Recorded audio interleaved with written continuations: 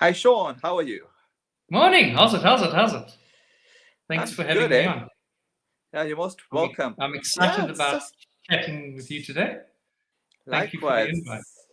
You're most welcome. It's actually funny enough humid in Durban, although the weather is overcast, so I don't know what to make out of that. Yeah, up here in Kloof, we have a little bit different weather. We're a little bit cooler, no humidity. So Wow. yeah.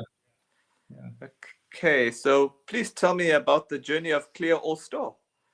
Okay, so it's a recent startup. It came on the back of an end of another journey.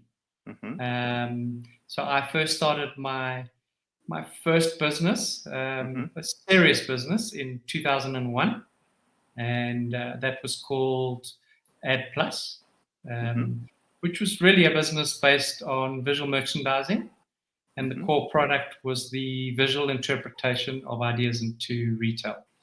The core product was window displays and in-store graphic campaigns. Wow. Yeah, so our first client was actually Namibia Breweries, South Africa, which is Windhoek Lager. And we were literally just doing rebranding, taking down Castle and Black Label windows and putting up Windhoek. And at that time, it was Holston. So, yeah, and then we were very blessed to land the Nike account in 2003. I worked with a young Zulu girl, Gugu Buthelezi. And believe it or not, in those early days, Nike was actually a relatively small brand in South Africa. Okay. They didn't have any of their own retail at the time. And one forgets that those brands were not actually their own retail at that stage. So with the invent of the digital camera, our business was birthed. And not long after that, we started working on the Nike-only stores. And yeah, we worked on 6 stores around the country with monthly campaigns, which led us to a relationship with a national retailer called the Cross Trainer. And the Cross Trainer then opened the doors first to Adidas South Africa, and then to Puma South Africa, and then later on Converse and New Era. Yeah, so was an exciting journey leading up to the World Cup. In the World Cup, we did the official ball launch for Adidas South Africa nationally through a number of chains. And then for the World Cup, we did Nike, Adidas, and Puma, which for a little team was a lot of work, but financially rewarding. And that whole journey sort of culminated in some changes. I'd gone into a new business venture in Johannesburg. I'd got involved in the Lanseria Airport City, which diverted my attention. And during that time, we took on some offices in Boskraan in Johannesburg, and we staffed up, and essentially, I think with the bit of divert in my attention running the business, we lost 2 big accounts. Yeah, so unfortunately, it happened within 4 months of each other, and the one had been an account for 12 years, and the other one a lot longer. So, yeah, what happens in those situations is you have to go and look at the bathroom mirror because you're the leader. Yeah. So, fast forwarding, after closing the business down last year, I took on an employment job and very quickly realized I'm not an employee. Yeah, so started working on another idea, and my wife had been working for a fashion house here in Durban, in New Germany. I always mix up New Germany and Pinetown. And yeah, we just decided to go for it. So she's got vast experience in the clothing industry, and I'm learning a lot from her. So even though I've been in footwear, apparel, and the accessory businesses in retail, the clothing industry is very, very much on the wholesale side, and manufacturing. So yeah, I actually made her a cup the other day, which is Claire All Store, the boss. She's the one with all the knowledge. Wow. Yeah. So we've been going 4 months officially. Okay. We started at the end of December. She has joined me in January, and we've done a couple of deals, and we're very excited about a new journey with 2 brands in Cape Town. The one is called Lapaside, which is originally a Durban-based startup, and they moved the Groot Trek down to Cape Town, and they've got a big brand called the NSRI, which is the National Sea Rescue Institute. So we're really hoping to seal, sign, and deliver that deal, and that will give us regular income. Yeah, so Claire All the Claire All Store is essentially, firstly, we buy up stock in stock parcels. We buy cancelled orders from CMTs and fashion houses, and then we resell that onto other doors. So buying groups and then discount retailers. Yeah, and then we're building a new store called claireall.co.za. And that's hard. Building an online retailer it's about building trust, and trust takes time. So it's as a startup, we've had to go to the cold face and meet customers belly to belly. So we're packing our vehicles every week and going to market. So it's been a learning journey for us. And humbling as well, because you've got markets are hard work. Yeah. Okay, so who are the people that you look up to?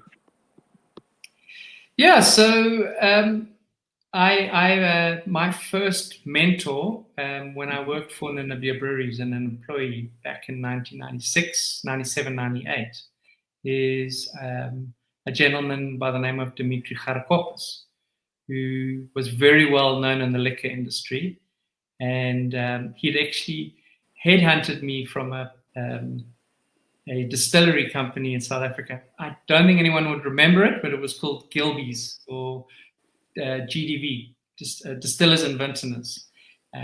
They redistributed a couple of different well-known brands in South Africa.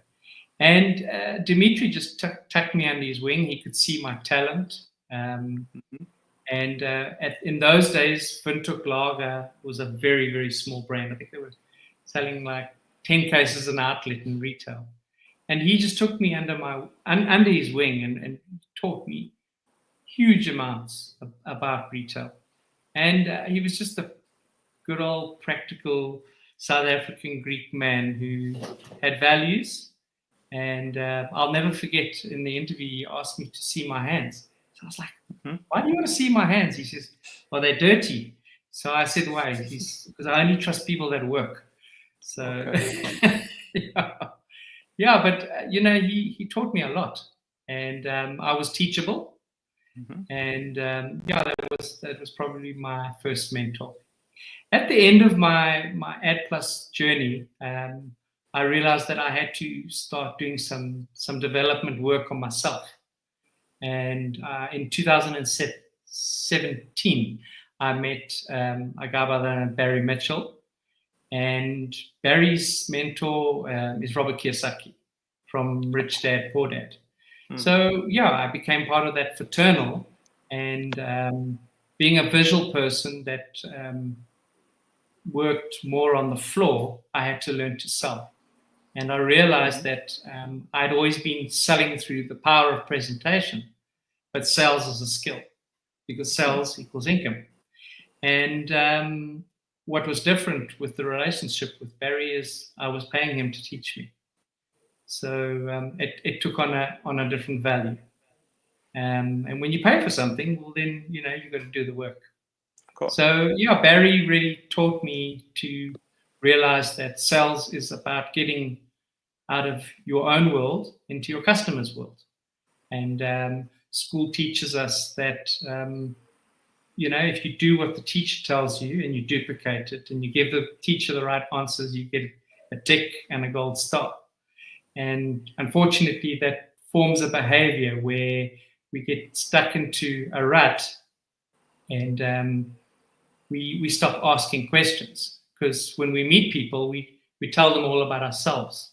But sales is about getting into your customer's world. So Barry began to teach me that sales is about asking questions. And when you ask questions, you find needs. And when you find needs, you have business. Yeah. Okay, so what have been your highlights thus far? So very proudly, with my previous business at Plus, we had 3 key clients, Nike, Adidas, and Puma. And very proudly, we did the 2009 ball launch for the FIFA World Cup. And going on from the ball launch, we ran huge campaigns through all the retail doors in South Africa. For the volume was for Adidas, and then for Nike and Puma being the African World Cup, because a lot of their sponsored teams at that time were African teams. Yeah, so that was a very big highlight in my career, and equally so in 2011, because all the volume was there. We got to replace all of that point of sale the following year. Okay, any lowlights, if there are any? Yeah, so as I mentioned a bit earlier, when the knocks come, as a leader running a business, the only place that you can go to is the bathroom mirror. 2 of those big accounts at the time I lost within 4 months of each other. And one gets into a blame game and starts to point fingers. But at the end of the day, you have to go to your bathroom mirror and say, why did I lose the business? So, at that particular time, I'd lost a shift in focus, getting involved with Lansera Airport. And yeah, I'd stopped working in a detailed way on my business. And I'd also stopped selling. And I had to discover a new way to sell. So at that time that I lost those accounts. Unfortunately for me, it was a sort of a little bit too late, and I spent the next 3 years going into COVID living in the past. The heydays of, did you know that I used to? Did you know that I used to? And when you get stuck in the past, it doesn't serve the present, and it certainly doesn't give you a vision for the future.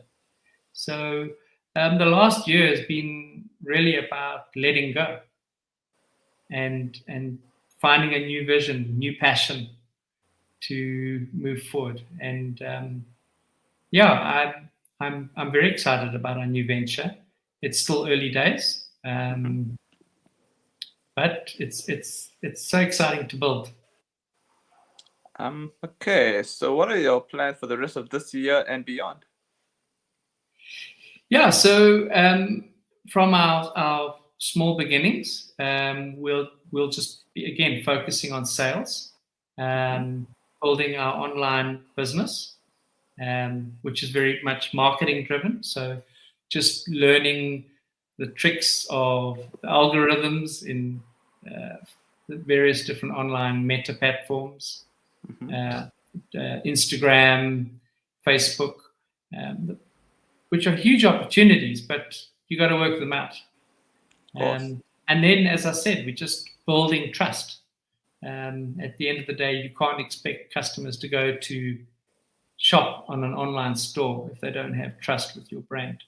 So yeah, for us, it's just about building our brand and honing it.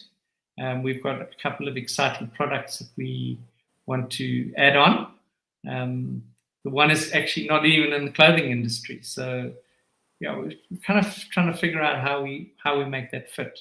But if it's a good product, it adds value to its customer base, then people will buy it. And if it meets their needs, then you have a product.